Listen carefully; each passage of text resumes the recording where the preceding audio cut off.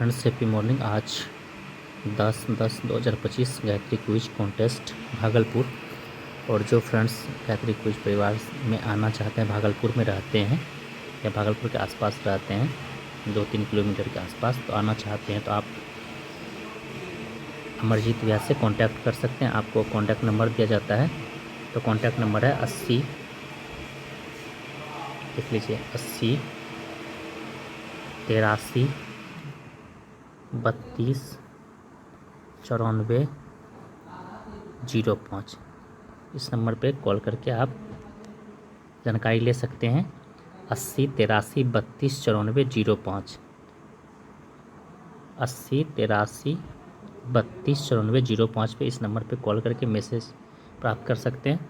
और ज़्यादा जानकारी के लिए आप लोग को बता दें कि मॉर्निंग में Bihar SI plus GK GS का बैच सुबह 7 बजे से स्टार्ट होता है और लुसेंट टॉपिक टेस्ट 3 बजे से और ग्रुप डी फुल सेट ये 4 बजे से होता है।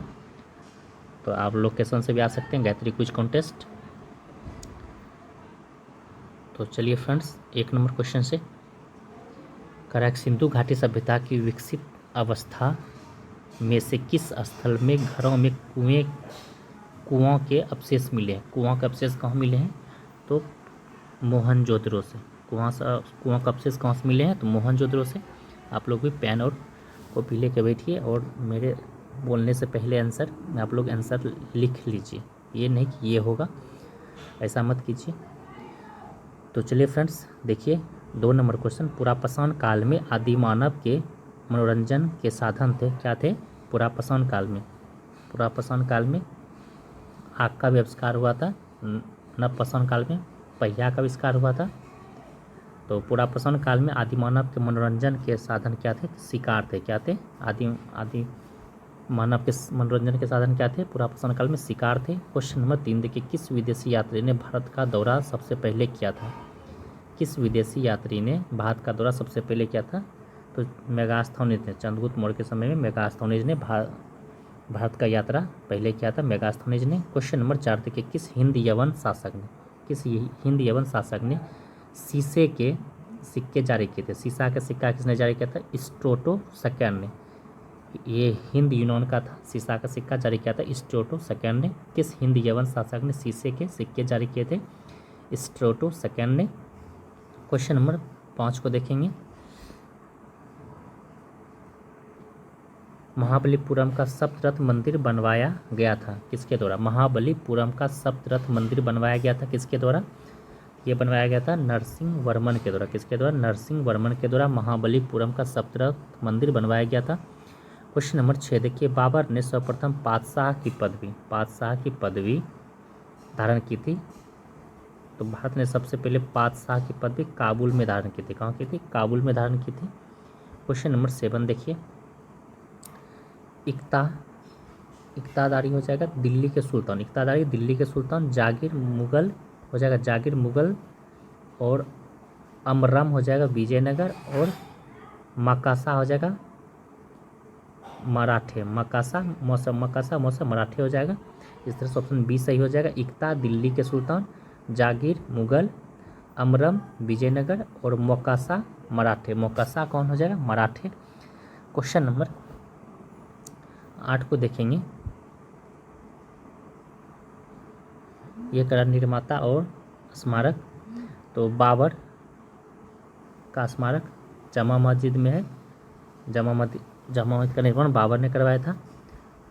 हुमायूं दीन पनाह स्मारक का निर्माण हुमायूं ने करवाया था। जहांगीर महल का निर्माण अकबर ने करवाया था, और अकबर के मकबरे को पूर्ण करवाया था जहांगीर ने। जहांगीर महल अकबर ने बनवाया था, दीन पनाह हुमायूं ने, और जामा मस्जिद बाबर ने बनवाया था। इस तरह से ऑप्शन 1 नंबर सही हो जाएगा। क्वेश्चन नंबर 9 देखिए, किस मुगल सम्राट ने अंग्रेज को बंगाल में शुल्क मुक्त व्यापार को सुविधा प्रदान की थी? ये फर्रुखसियर हो जाएगा। कौन हो जाएगा? घृणित कायर भी कहा जाता है फर्रुखसियर को। क्वेश्चन नंबर 10 देखिए, महारानी लक्ष्मीबाई की समाधि कहाँ स्थित है? ग्वालियर के मध्य प्रदेश में है। मध्य प्रदेश के ग्वालियर में रानी लक्ष्मीबाई का समाधि स्थल है। क्वेश्चन नंबर 11 पर आएंगे। 11 में देखिए, ताना भगत आंदोलन जतरा उराव ने किस वर्ष प्रारंभ किया था? ताना भगत 14, ताना 14 हो जाएगा, ताना आंदोलन 14, ताना आंदोलन कब हो जाएगा? 1914 हो जाएगा। क्वेश्चन नंबर 12 को देखेंगे। पिछड़े वर्ग का उत्थान किस का मुख्य कार्यक्रम था? पिछड़े वर्गों का उत्थान का किसका मुख्य कार्यक्रम था? ये हो जाएगा सत्यशोधक समाज का, सत्यशोधक समाज का। क्वेश्चन नंबर 13 देखिए, अखिल भारतीय किसान सभा के प्रथम सत्र की अध्यक्षता किसने की थी? अखिल भारतीय किसान सभा के प्रथम सत्र की अध्यक्षता स्वामी सहजानंद सरस्वती ने किया, स्वामी सहजानंद ने किया था। क्वेश्चन नंबर 14 देखिए, आज़ाद हिंद फौज के किस अधिकारी ने लाल किले पर चलाए गए मुकदमे का सामना नहीं किया?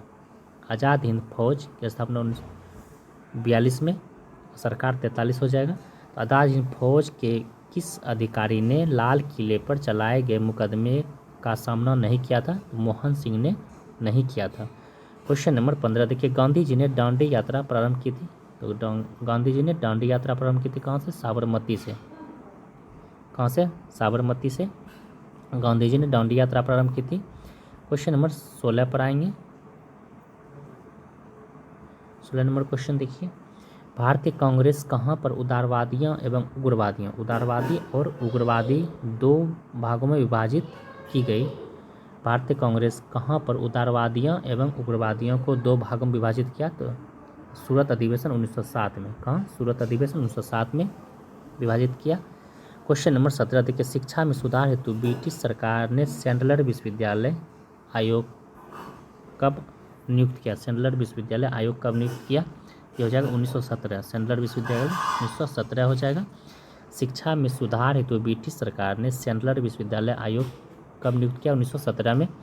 क्वेश्चन नंबर 18 देखिए, प्रथम विश्व युद्ध के बाद वर्साई की संधि कब हुई थी? 1919 में, वर्साई की संधि 1919 में हुआ था। क्वेश्चन नंबर 19 देखिए, यंग इटली नामक संगठन की स्थापना किसने की? यंग इटली नामक संगठन की स्थापना किसने की थी? तो आप लोग बताइए, यंग इटली नामक संगठन का स्थापना मेजनी के द्वारा 1831 में किया है। किसके द्वारा? मेजनी के द्वारा 1831 में यंग इटली का स्थापना किया गया, तो मेजनी के द्वारा 1831 में। क्वेश्चन नंबर 20 को देखेंगे। कहता है, सोशल डेमोक्रेटिक दल की स्थापना, सोशल डेमोक्रेटिक दल की स्थापना कब हुई थी? 1903 में। सोशल डेमोक्रेटिक दल की स्थापना कब हुआ था? 1903 में। सोशल डेमोक्रेटिक दल की स्थापना कब हुआ था? 1903 में।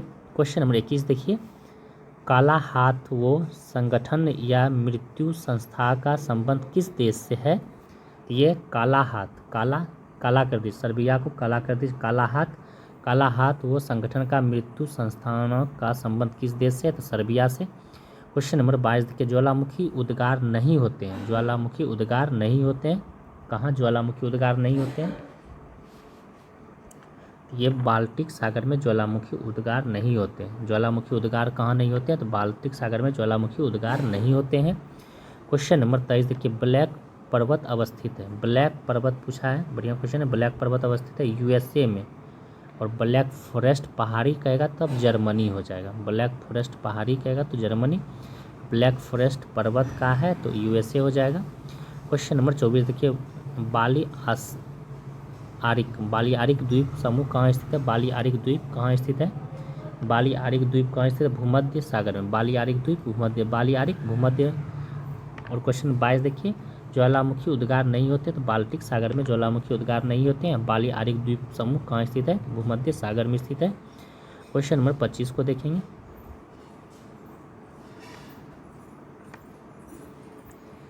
25 नंबर क्वेश्चन, पृथ्वी पर घने वन अधिकतर मिलते हैं, पृथ्वी पर घने वन अधिकतर मिलते हैं तो विषुवत रेखा के पास और भूमध्य रेखा के पास, घने विषुवत रेखा के पास और भूमध्य रेखा के पास, तो ऑप्शन डी सही हो जाएगा। क्वेश्चन नंबर 26 देखिए, ग्वादर पत्तन पाकिस्तान हो जाएगा, ग्वादर पत्तन पाकिस्तान। क्वेश्चन नंबर 27 देखिए, औसत्य को चुने, रोमानिया की राजधानी बुखारेस्ट, मुद्रा लियू हो जाएगा, सही है। मालावी की राजधानी लिलोक्वे, मुद्रा क्वाचा हो जाएगा, ये भी सही है। बुल्गारिया का राजधानी सोफिया, मुद्रा लेब, ये भी सही है। और स्वीडन की राजधानी बर्न नहीं, गलत है। स्वीडन की राजधानी कहाँ हो जाएगा? स्टॉकहोम। स्वीडन की राजधानी कहाँ हो जाएगा? तो स्टॉकहोम हो जाएगा स्वीडन की राजधानी, स्टॉकहोम। स्टॉकहोम स्वीडन की राजधानी स्टॉकहोम, और मुद्रा क्रोना हो जाएगा। क्वेश्चन नंबर 28 देखिए, किस ग्रह को सूर्य का पुत्र कहा जाता है? किस ग्रह को सूर्य का पुत्र कहा जाता है? तो बुध ग्रह को सूर्य का पुत्र कहा जाता है। ये भी बढ़िया क्वेश्चन है। किस ग्रह को सूर्य का पुत्र कहा जाता है? बुध ग्रह को सूर्य का पुत्र कहा जाता है। क्वेश्चन नंबर 29 को देखेंगे। 29 नंबर क्वेश्चन देखिए, पृथ्वी पर ऋतुओं का मुख्य कारण क्या है? पृथ्वी पर ऋतुओं का मुख्य कारण क्या है? पृथ्वी का सूर्य के चारों ओर परिक्रमण और धुरी का झुकाव। तो बी और सी हो जाएगा, ऑप्शन डी नंबर सही हो जाएगा। क्वेश्चन नंबर 30 देखिए, भारत में सबसे ऊंची ज्वार भित्ति वाली नदी कौन सी है? भारत में सबसे ऊंची ज्वार भित्ति वाली नदी कौन सी हो जाएगी? तो ये हुगली नदी हो जाएगी। कौन नदी हो जाएगी? हुगली नदी हो जाएगी। क्वेश्चन नंबर 31 देखिए, भारत के पश्चिम समुद्री तट पर वर्षा किस मानसून से होता है? भारत के पश्चिमी समुद्री तट पर वर्षा किस मानसून से होता है? तो दक्षिण पश्चिम मानसून से होता है। किस मानसून से? दक्षिण पश्चिम मानसून से होता है। क्वेश्चन नंबर 32 देखिए, भारतीय सब्जी शोध संस्थान स्थित है। भारतीय सब्जी शोध संस्थान स्थित है वाराणसी में। क्वेश्चन नंबर 33 देखिए, देश के कुल कोयले उत्पादन में झारखंड की भागीदारी है 40%। झारखंड का भागीदारी कितना है? 40% है झारखंड का भागीदारी कोयला उत्पादन में। क्वेश्चन नंबर 34 को देखेंगे। कह रहा कि जनजाति और राज्य, ओराव जनजाति कहाँ का हो जाएगा? ओराव जनजाति, ओराव झारखंड। ओराव कहाँ का हो जाएगा? झारखंड का। खोंड कहाँ का हो जाएगा? खोंड ओडिशा का। चेचू केरल का। और टोंडिया गुजरात का। ओराव झारखंड, खोंड ओडिशा, चेचू केरल और टोंडिया गुजरात हो जाएगा। इस तरह से ऑप्शन नंबर 1 सही हो जाएगा।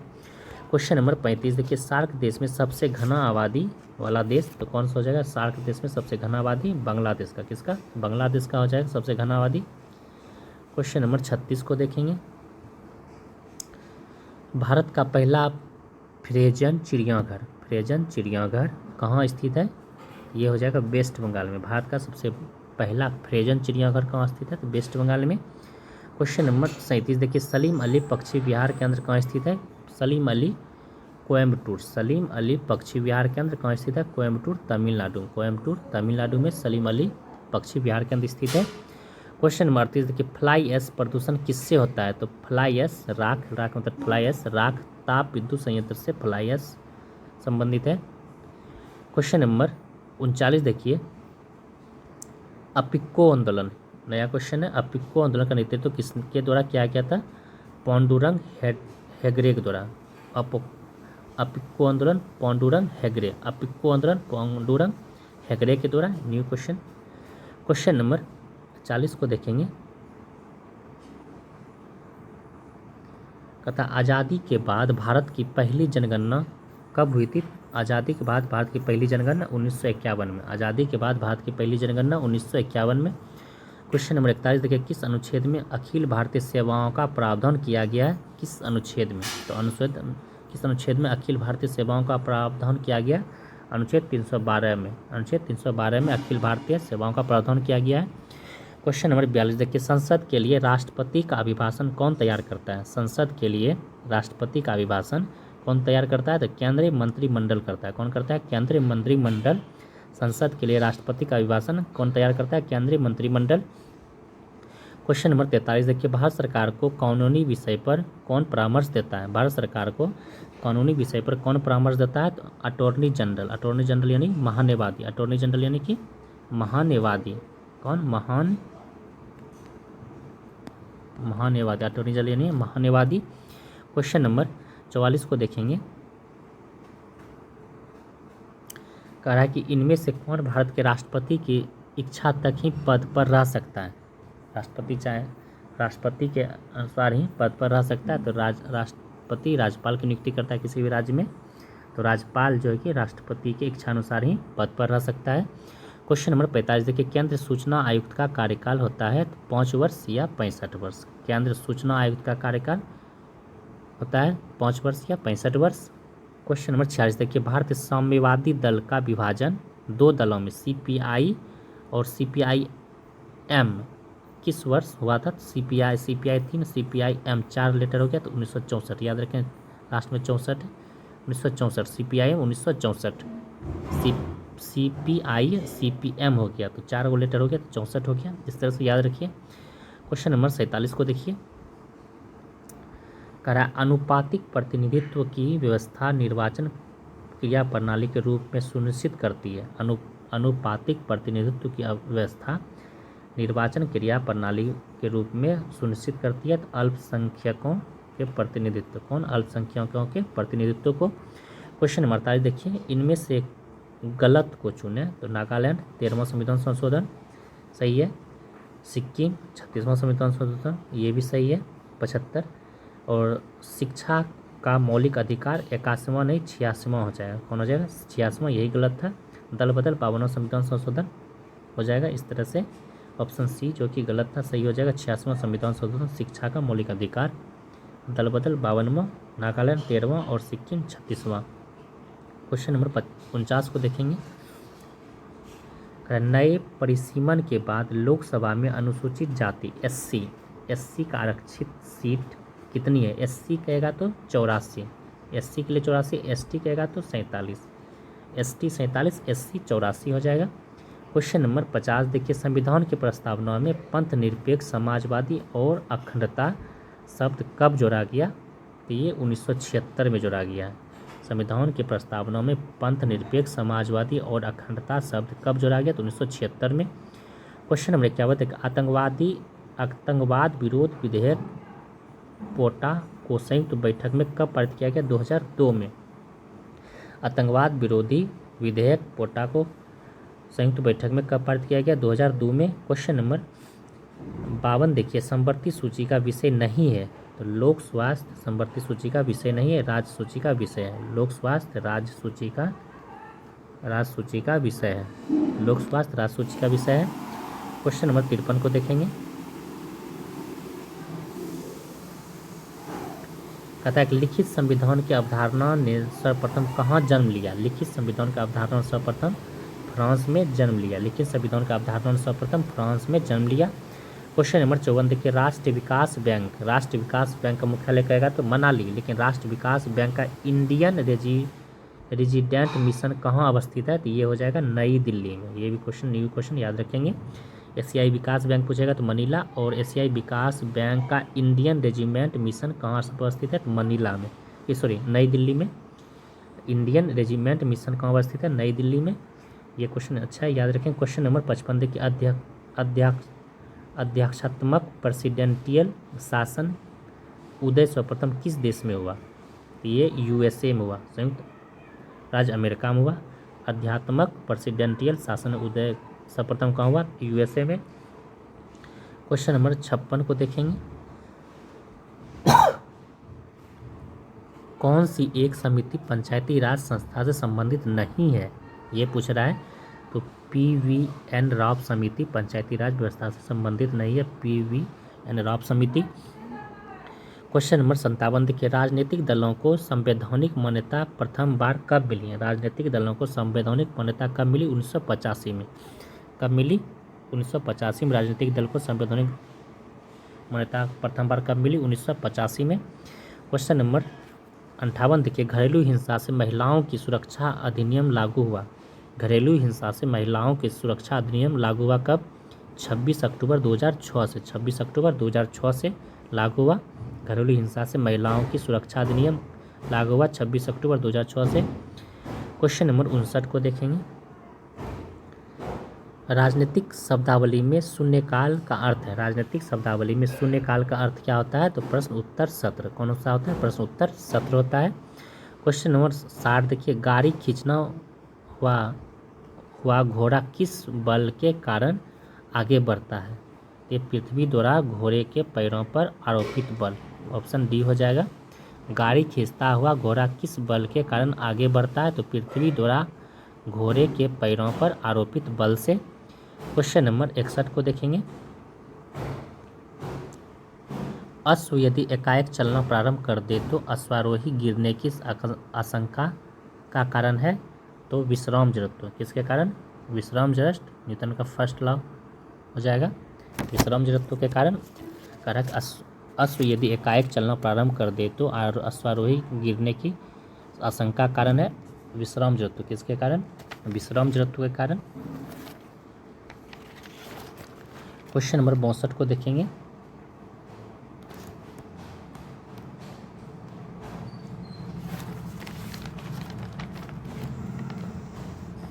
बासठ नंबर क्वेश्चन देखिए। एक भू स्थिर उपग्रह अपनी कक्षा में निरंतर गति करता है। यह अपकेंद्र बल के प्रभाव से होता है जो प्राप्त होता है पृथ्वी द्वारा उपग्रह पर लगने वाले गुरुत्वाकर्षण बल। पृथ्वी द्वारा उपग्रह पर लगने वाले गुरुत्वाकर्षण बल के कारण।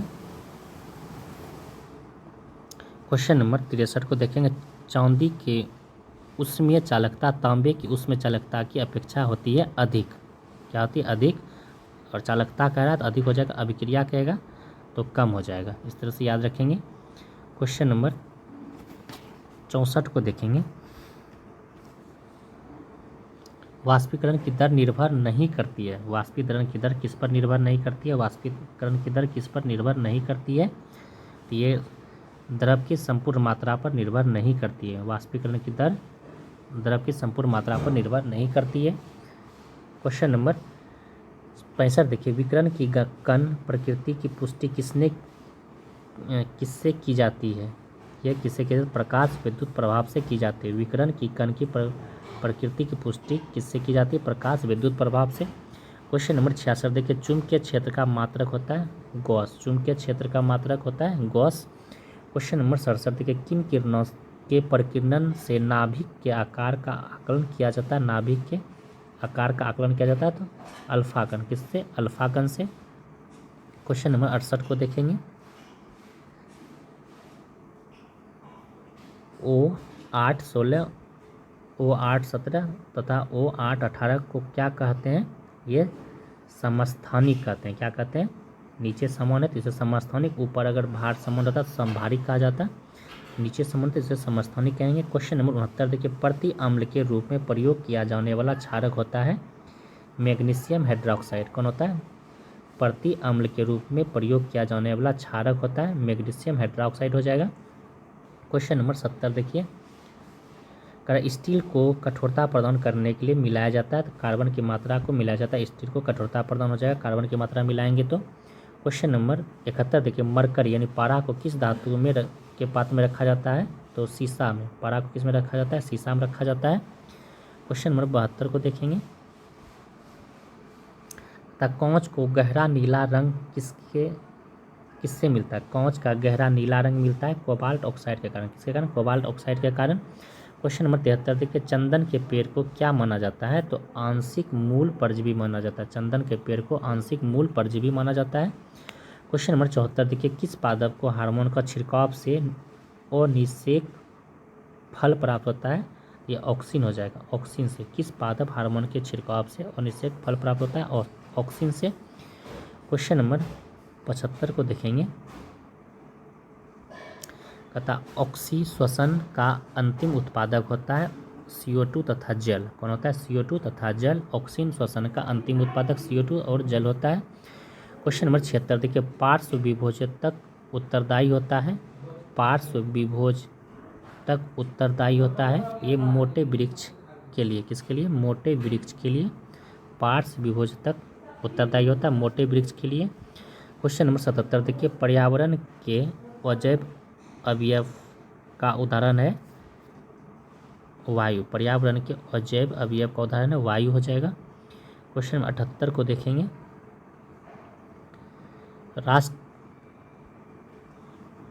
राष्ट्रीय वनस्पति उद्यान कहाँ पर स्थित है? राष्ट्रीय वनस्पति उद्यान कहाँ स्थित है? लखनऊ में। राष्ट्रीय वनस्पति उद्यान कहाँ स्थित है? लखनऊ में। राष्ट्रीय वनस्पति उद्यान लखनऊ हो जाएगा। राष्ट्रीय वनस्पति उद्यान लखनऊ।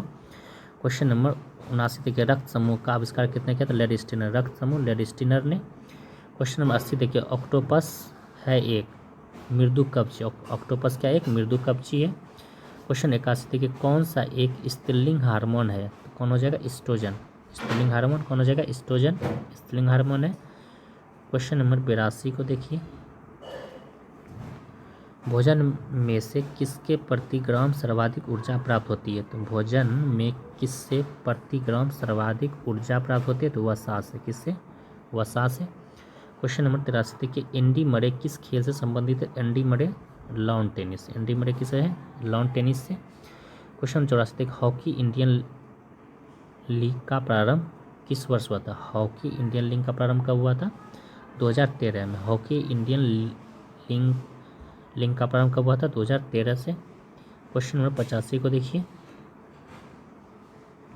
कहता है OCR का पूर्ण रूप क्या है, optical character recognition. Optical character recognition, optical character recognition. Question number 86 देखिए, निम्न में कौन गलत को चुने, गलत चुनने के लिए बोला विश्व पर्यावास दिवस बोला। विश्व पर्यावास दिवस 3 अक्टूबर को, ये सही है। विश्व पर्यावरण दिवस 5 जून हो जाएगा। विश्व अल्पसंख्यक दिवस 18 नवंबर को, ये भी सही है। विश्व पशु दिवस 3 अक्टूबर, ये भी सही है। विश्व तपेदिक यानी टीबी दिवस, टीबी दिवस हो जाएगा 23 मार्च में, 24 मार्च, यानी विश्व तपेदिक दिवस 24 मार्च हो जाएगा।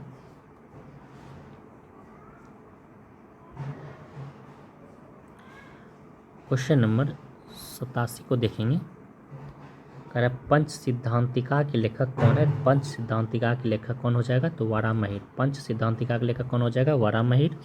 क्वेश्चन 88 देखिए, किस देश के वैज्ञानिक ने नई मॉन रडार प्रणाली विकसित की। किस देश की कंपनी ने नई मॉन रडार प्रणाली विकसित की, चीन ने। किस देश के वैज्ञानिक ने नई मॉन रडार प्रणाली की विकसित की, चीन ने। क्वेश्चन नंबर 89 देखिए, 2024 का साहित्य का नोबेल पुरस्कार किस लेखिका को दिया गया, 2024 का साहित्य का नोबेल हांगकांग को। किसको दिया गया, हांगकांग को। क्वेश्चन नंबर 90 को देखेंगे, हाल ही में भारत की 14वीं महारत्न कंपनी कौन बना है, तो हेल, हेल 14वीं महारत्न कंपनी बना है। क्वेश्चन 91 देखिए, बिहार के शारदा सिन्हा को मरणोपरांत किस पुरस्कार से सम्मानित किया गया, तो पद्म विभूषण से।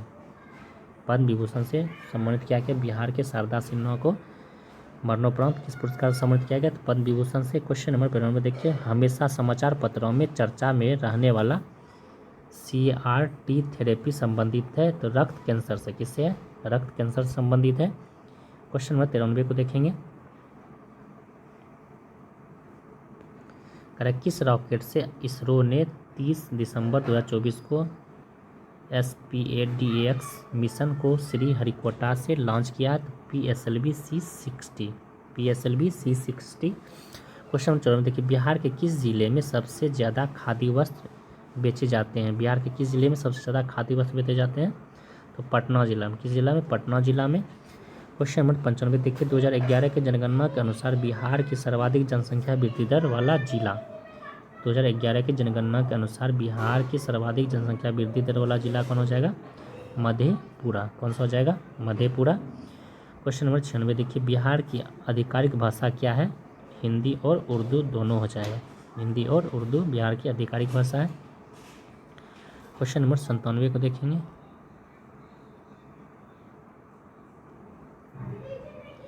लोक नृत्य लंबाडी किस राज्य में है, लंबाडी आंध्र प्रदेश। लंबाडी लोक नृत्य कहाँ का, आंध्र प्रदेश का। क्वेश्चन नंबर 98 देखिए, तानसेन, स्वामी हरिदास तथा बैजू बावड़ा हिंदुस्तानी संगीत शैली के किस रूप से संबंधित है, ये हो जाएगा ध्रुपद शैली से। किससे, ध्रुपद शैली से। तानसेन, स्वामी हरिदास तथा बैजू बावड़ा हिंदुस्तानी संगीत किस शैली से, ध्रुपद शैली से। क्वेश्चन नंबर 99 देखिए, निम्न में से कौन सा स्टोरेज माध्यम नहीं है, कौन स्टोरेज माध्यम नहीं है, तो कीबोर्ड स्टोरेज माध्यम नहीं है। क्वेश्चन नंबर 100 देखिए, सामान्य रूप से प्रयुक्त किया जाने वाला कंप्यूटर कौन सा हो जाएगा, डिजिटल कंप्यूटर। कौन सा हो जाएगा, डिजिटल कंप्यूटर। सामान्य रूप से प्रयुक्त किया जाने वाला कंप्यूटर डिजिटल कंप्यूटर हो जाएगा। क्वेश्चन नंबर 101 देखिए, व्यय विधि के माध्यम से GNP की गणना में शामिल नहीं किया जा सकता, नहीं किया जाता है, तो मूल्यह्रास का व्यय को शामिल नहीं किया जाता। जीएनपी की गणना में मूल्यह्रास को शामिल नहीं किया जाता है। क्वेश्चन नंबर 102 देखिए, मुद्रास्फीति किस कारण से होती है? तो मुद्रा में वृद्धि के कारण। मुद्रास्फीति मुद्रा में वृद्धि के कारण होता है। क्वेश्चन नंबर 103 देखिए, संवैधानिक स्थिति के अनुसार खनिज पर किसका अधिकार है? तो संवैधानिक स्थिति के अनुसार खनिज जो निकलता है किसी भी राज्य में तो राज्य सरकार का अधिकार होता है। किसका? राज्य सरकार का। क्वेश्चन नंबर 104 देखिए, भारत में सबसे ज़्यादा ताप विद्युत उत्पन्न करने वाला राज्य कौन हो जाएगा? जब सबसे ज़्यादा ताप विद्युत कौन उत्पन्न करता है? तो महाराष्ट्र। कौन करता है? तो महाराष्ट्र हो जाएगा। 105 नंबर क्वेश्चन है, भारत का प्राचीनतम विशाल उद्योग है? कौन सा उद्योग हो जाएगा भारत का सबसे प्राचीनतम विशाल उद्योग? तो सूती वस्त्र उद्योग हो जाएगा। कौन सा उद्योग हो जाएगा? सूती वस्त्र उद्योग हो जाएगा। तो इस तरह से सारे क्वेश्चन आप लोग के बीच कंप्लीट हुआ। और आप लोग को सेशन कैसा लगा आप लोग जरूर कमेंट कीजिए। और आज का हाईएस्ट था क्विज में 90 नंबर। तो चलिए फ्रेंड्स, आज के इतना ही, फिर नेक्स्ट डे मिलते हैं। Thank you.